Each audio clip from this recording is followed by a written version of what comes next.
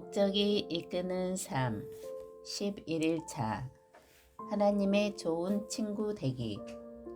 우리가 하나님과 원수가 되었을 때도 그리스도의 죽음을 통해 하나님과 화해하게 되었다면 이렇게 하나님과 화목을 누리고 있는 사람들이 그분의 생명으로 말미암아 구원을 받게 될 것은 더욱 확실합니다.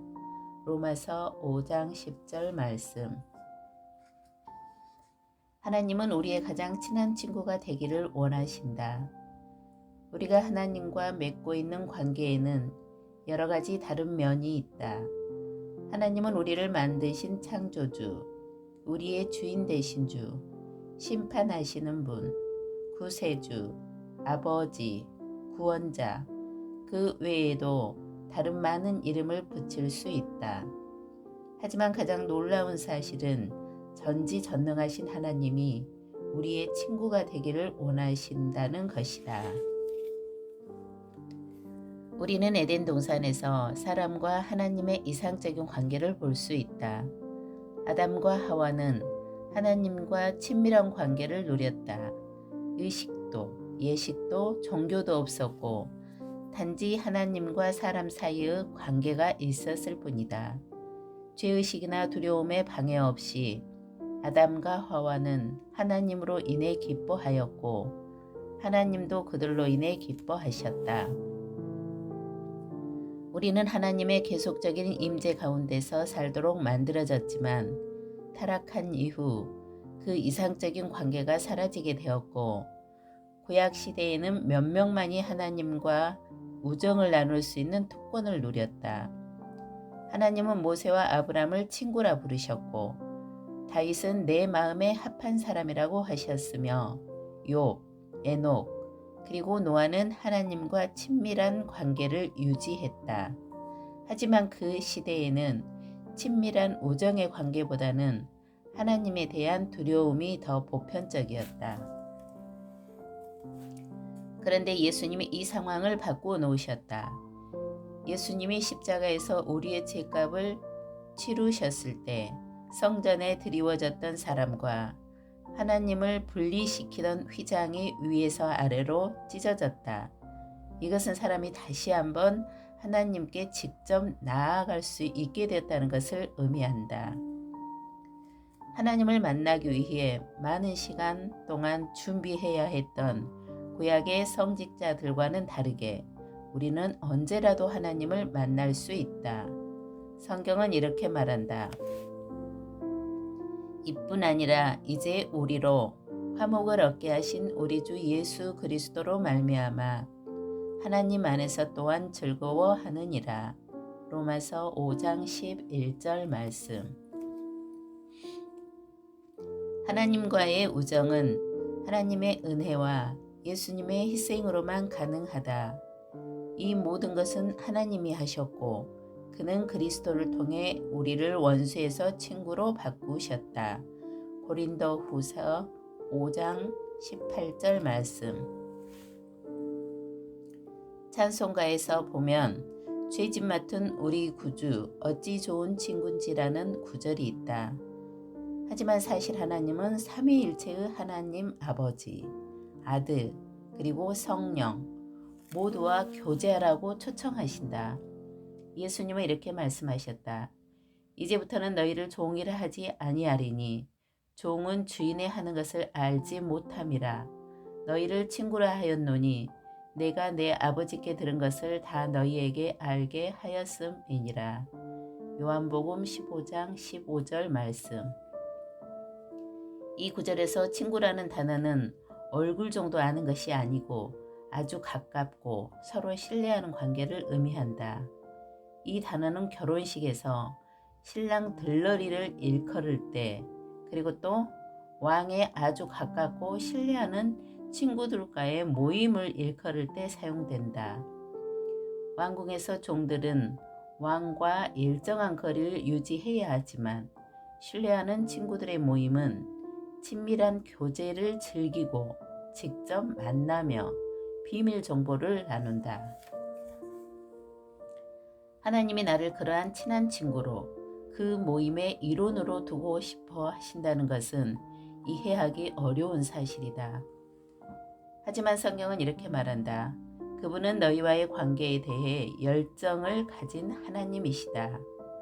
출애굽기 34장 14절 말씀. 하나님은 우리가 그분의 영광과 사랑, 진리, 그리고 목적을 깊고 친밀하게 알기를 원하신다. 사실 하나님은 우리가 당신의 친구가 되게 하시려고 온 우주를 계획하셨고 역사의 모든 부분을 조율하셨으며 우리 삶의 구체적인 부분까지 계획하셨다. 성경은 이렇게 말한다. 인류의 모든 족속을 한 혈통으로 만드사 온 땅에 거하게 하시고 저희의 연대를 정하시며 거주의 경계를 하나 하셨으니 이는 사람으로 하나님을 혹 더듬어 찾아 발견케 하려 하심이로되 그는 우리 각 사람에게서 멀리 떠나 계시지 아니하도다. 하나님을 알고 그분을 사랑하는 것이 우리의 가장 큰 특권이고 하나님이 우리를 아시고 우리를 사랑하신다는 사실은 우리에게 가장 큰 기쁨이다. 하나님은 자랑하는 자는 이것으로 자랑할지니 곧 명철하여 나를 아는 것과 나 여호와는 인애와 공평과 정직을 땅에 행하는 자인 줄 깨닫는 것이라. 나는 이 일을 기뻐하노라 고 말씀하셨다. 전능하시고 눈에 보이지 않으시며 완벽한 하나님과 유한하고 죄 많은 사람 사이에 친밀한 관계가 가능하다는 사실은 상상하기 어렵다. 주종 관계 혹은 조물주와 피조물의 관계 아니면 아버지와 자녀의 관계로 인해 이해하는 것이 더 쉽다. 하지만 하나님이 나를 친구로 원하신다는 것은 무엇을 의미하는 것일까? 하나님의 친구였던 성경 속 인물들의 삶을 연구하면 하나님과의 우정에 관한 6가지 비밀을 알 수 있다. 이 장에서 2가지를 살펴보고 다음 장을 통해서 4가지를 살펴보기로 하자. 하나님의 가장 좋은 친구가 되는 것. 끊임없는 대화를 통해 일주일에 한 번 교회에 가는 것만으로는 혹은 매일 아침 경건의 시간을 갖는 것만으로는 하나님과 친밀한 관계를 유지할 수 없고 그 관계를 발전시킬 수도 없다. 하나님과의 우정은 모든 삶의 경험을 하나님과 나눌 때 이루어진다. 물론 매일 아침 예배 시간을 정해놓고 드리는 것은 매우 중요하다. 하지만 하나님은 우리 스케줄의 한 부분 이상을 원하신다. 하나님은 모든 활동, 모든 대화, 모든 문제, 그리고 모든 생각에 참여하기를 원하신다. 우리는 하루 종일 하나님과 끝이 없는 대화를 할 수 있다. 무엇을 하는지, 그리고 일을 할 때 무슨 생각을 하는지 하나님과 대화할 수 있다. 쉬지 않고 기도하는 것, 쇼핑할 때나 운전할 때, 혹은 일을 하거나 하루의 일과를 수행할 때 하나님과 대화하는 것을 의미한다. 사람들이 흔히 잘못 알고 있는 사실 가운데 하나가 하나님과 시간을 보내는 것은 그분과 단둘이 있는 것을 의미한다고 생각하는 것이다. 물론 예수님이 보여주셨듯이 우리는 하나님과 단둘이 있는 시간도 가져야 한다. 하지만 그것은 우리가 깨어있는 시간의 한 부분일 뿐이다. 만일 우리가 하는 모든 일에 하나님과 함께하고 그분의 임재하심을 의식한다면 우리가 하는 모든 것이 하나님과 시간을 보내는 것이 될 수 있다. 하나님과 끊임없이 대화하는 법을 배울 수 있는 고전이 하나님의 임재 연습이다. 이 책은 17세기에 로렌스 형제에 의해 쓰였는데 그는 프랑스 수도원의 조리사였다. 그는 식사를 준비하고 설거지를 하는 것과 같은 가장 일상적이고 작은 일도 예배 그리고 하나님과의 교제로 바꿀 줄 알았다. 그에 의하면 하나님과의 친구 관계에서 가장 중요한 것은 우리의 행동을 바꾸는 것이 아니라 태도를 바꾸는 것이다. 우리 자신을 위해 하던 일들을 하나님을 위해서 하는 것이다. 그것이 먹는 것이든 목욕하는 것이든 일을 하는 것이든 쉬거나 쓰레기를 버리는 것이든 상관이 없다. 오늘날 우리는 하나님께 예배드리기 위해서는 일상에서 벗어나야 한다고 생각하는데 그 이유는 우리가 모든 순간에 그분의 임재를 연습하는 방법을 배우지 못했기 때문이다. 로렌스 형제는 일상생활을 통해 하나님을 예배하는 것이 아주 쉽다는 것을 깨달았고 그래서 그는 특별한 영적 수련회에 갈 필요가 없었다. 이것이 하나님이 원하시는 이상적인 예배의 모습이다. 에덴 동산에서의 예배는 참석해야 하는 이벤트가 아니라 영원히 계속되는 태도였다. 아담과 하와는 항상 하나님과 교제했던 것이다. 하나님이 우리와 항상 함께 하시기 때문에 지금 있는 장소만큼 하나님께 가까운 곳은 없다. 성경은 이렇게 말한다. 그는 모든 것을 다스리시고 모든 곳에 계시며 모든 것 안에 계신다. 에베소서 4장 6절 말씀. 로렌스 형제가 제시하는 또 하나의 방법은 어려운 말을 사용한 긴 기도를 하려고 노력하기보다는 하루 동안 계속 짧은 대화와 같은 기도를 하는 것이다. 집중력을 유지하기 위해 머릿속에 떠돌아다니는 생각들을 없애야 하기 때문에 기도에 길고 어려운 단어들을 사용하지 말라. 긴 말들은 대부분 다른 생각을 하게 한다. 라고 로렌스 형제는 권고한다. 집중력 부족의 시대에 단순하게 기도하라는 이 450년 된 제안은 특히 더 적절한 연관성이 있어 보인다. 성경은 쉬지 말고 기도하라고 이야기한다. 이것이 어떻게 가능한가? 한 가지 방법은 숨 기도를 하는 것이다. 많은 크리스천들이 몇 세기 동안 이 방법을 사용해왔다. 이것은 한숨에 이야기할 수 있는 짧은 문장 혹은 간단한 구절을 선택하여 기도하는 것이다. 예를 들어서 당신은 나와 함께 계십니다. 나는 당신의 은혜를 받습니다. 나는 당신에게 의지합니다.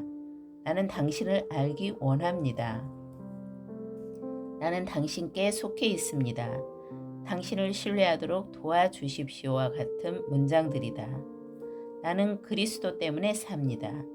당신은 나를 떠나지 않을 것입니다. 당신은 나의 하나님입니다. 와 같은 짧은 성경 구절을 사용해도 된다. 가능한 자주 이 기도를 반복해서 마음에 깊이 박히게 하라. 그렇지만 이러한 기도를 할 때 기도의 동기가 하나님을 통제하기 위한 것이 아니라 하나님께 영광을 돌리기 위한 것이라는 사실만은 잊지 말라. 하나님의 임재를 연습하는 것은 하나의 기술이고 발전시킬 수 있는 습관이다. 마치 음악가들이 쉽게 아름다운 음악을 연주하기 위해 음계를 매일 연습하듯이 우리도 하루 일과 중 각기 다른 시간에 하나님을 생각하는 것을 스스로 노력해서 연습해야 한다. 하나님을 기억하기 위한 훈련과 연습을 해야 하는 것이다. 처음에는 하나님이 그 순간 우리와 함께 계시다는 것을 계속적으로 상기시켜 줄 수 있는 무언가가 필요하다. 하지만 시간이 지나면서 하나님에 대해서 생각하고 하나님과 모든 것에 대해 대화하며 모든 곳에서 그분의 임재를 느끼는 것이 좀 더 자연스러워질 것이다. 하나님의 임재를 생각나도록 만드는 물건들을 주변에 두는 것으로부터 시작하라. 작은 쪽지에 하나님은 지금 나와 함께 나를 위해 계신다라고 써놓을 수도 있다. 베네딕트 수도사들은 하던 일을 멈추고 그 시간에 기도를 갖기 위해 시간마다 종을 쳤다. 만약 우리가 가진 시계나 휴대폰에 알람 기능이 있다면 우리도 똑같이 할 수 있다. 물론 가끔은 그분의 임재를 느낄 것이고 또 그렇지 못할 때도 있을 것이다. 만일 우리가 이 모든 것을 통해 하나님의 임재를 경험하기 원한다면 우리는 중요한 것을 놓치는 것이다. 우리가 하나님을 예배하는 것은 기분이 좋아지게 하기 위한 것이 아니라 선을 행하기 위한 것이다. 우리의 목표는 느끼는 것이 아니라 하나님이 항상 계시다는 사실을 계속적으로 인식하는 것이다. 그것이 예배하는 삶의 방식이다. 계속해서 묵상함으로 하나님과 우정을 맺는 두 번째 방법은 하루 종일 그분의 말씀을 생각하는 것이다. 이것을 묵상이라 하는데 성경은 우리에게 하나님이 누구시고 무슨 일을 하셨으며 그리고 무슨 말씀을 하셨는지에 대해 묵상할 것을 계속해서 권고한다. 시편 1장 2절 말씀. 그분이 무슨 말을 하셨는지 모르고서는 하나님의 친구가 될 수 없다. 그분을 알지 못하면 그분을 사랑할 수 없고 그분의 말씀을 모르면 그분을 알 수 없다. 성경은 여호와께서 실로에서 여호와의 말씀으로 사무엘에게 자기를 나타내시니라고 말한다. 하나님은 오늘날도 그 방법을 사용하신다. 하루 종일 성경 공부를 하면서 시간을 보낼 수는 없지만 읽거나 외운 구절을 하루 동안 생각할 수 있다. 그리고 머릿속에서 그 구절들에 대해 곰곰이 생각해 볼 수 있다. 묵상을 수도승이나 신비론자들이 하는 어렵고 비밀스러운 의식이라고 오해하는 경우가 있지만 묵상은 단순히 초점을 맞추어 생각하는 것이며 모든 사람이 배울 수 있고 어디서든 할 수 있는 것이다. 한 문제를 놓고 반복적으로 생각하면 그것을 걱정이라 부른다. 그러나 하나님의 말씀을 반복해서 생각하면 그것이 묵상이다. 우리가 걱정하는 방법을 안다면 묵상하는 방법은 이미 터득했다고 볼 수 있다. 우리의 관심을 걱정거리에서 성경 구절로 돌리면 되는 것이다. 그리고 하나님의 말씀을 더 묵상하면 할수록 우리의 걱정거리는 줄어든다. 욥과 다윗이 하나님의 가까운 친구가 될 수 있었던 이유는 그들이 하나님의 말씀을 무엇보다 소중하게 생각했고 하루 종일 생각했기 때문이다. 욥은 나는 내 일용할 양식보다 그의 말씀을 더 소중하게 여겼다고 시인했다. 다윗은 내가 주의 법을 어찌 그리 사랑하는지요. 내가 그것을 종일 묵상하나이다. 또 주의 모든 일을 묵상하며 주의 행사를 깊이 생각하리이다 라고 말했다. 친구들은 비밀을 함께 나눈다. 그리고 만약 우리가 그분의 말씀에 대해 하루 종일 생각하는 습관을 기른다면 하나님은 당신의 비밀을 우리와 나누실 것이다. 하나님은 아브라함에게 당신의 비밀을 말씀하셨다. 다니엘, 바울, 제자들 그리고 다른 친구들에게도 그렇게 하셨다. 창세기 18장 17절 말씀. 성경을 읽거나 설교를 듣거나 설교 테이프를 들을 때 듣고 그냥 흘려보내지 말라. 그 진리를 머릿속에서 다시 생각해보는 습관을 기르라. 읽고 들은 것에 대해 계속 생각하라. 하나님이 하신 말씀을 다시 생각하는 것에 대해 더 많은 시간을 투자할수록 대부분의 사람들이 놓쳐버리는 이 삶의 비밀들을 더 잘 이해하게 될 것이다. 성경은 이렇게 말한다. 여호와의 친밀함이 경외하는 자에게 있으며 그 언약을 저희에게 보이시리로다. 시편 25장 14절 말씀. 다음 장에서 우리는 하나님과의 친밀한 관계에 대한 4가지 비밀들에 대해 계속 살펴볼 것이다. 하지만 내일까지 기다리지 말라. 오늘 하나님과 계속 대화를 나누고 그분의 말씀을 계속 묵상하는 연습을 시작하라. 기도는 우리가 하나님과 이야기할 수 있게 해준다. 묵상은 하나님이 우리에게 이야기하실 수 있도록 해준다. 이 두 가지 모두가 하나님의 친구가 되기 위해 반드시 필요하다.